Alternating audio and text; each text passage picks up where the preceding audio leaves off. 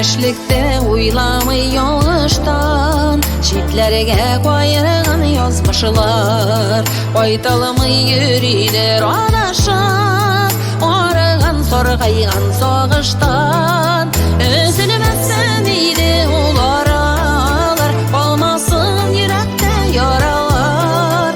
Yaşları gitse de gözlerde, yolguzul birden bir analar. Üzülmezsen iyiydi ularalar, olmasın yürekte yaralar. Yaşları gitse de gözlerde, yolguzul birden bir analar.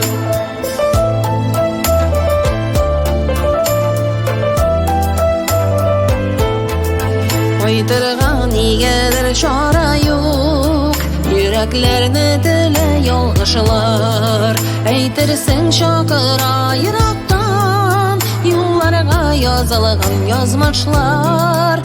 Üzülmezsen iyiydi ularalar, olmasın yürekte yaralar. Yaşları gitse de gözlerde, yolguzul birden bir analar. Üzülmezsen iyiydi ularalar, olmasın yürekte yaralar. Yaşları gitse de gözlerde, yolguzul birden bir analar.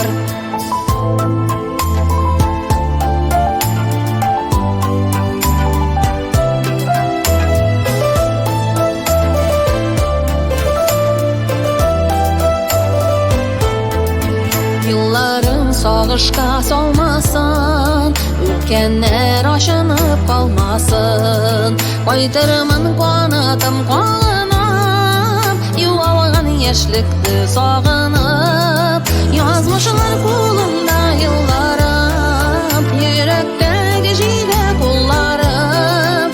Gözünden kan tamıgan yaş bulup, analar küteler ullarım. Yazmışlar kolumda yıllarım, yürekteki jide kullarım. Gözünden kan tamıgan yaş bulup, analar küteler ullarım. Üzülmezsen iyiydi ularalar, olmasın yürekte yaralar. Yaşları gitse de gözlerde, yolguzul birden bir analar. Üzülmezsen iyiydi ularalar, olmasın yürekte yaralar. Yaşları gitse de gözlerde, yolguzul birden bir analar. Yaşları gitse de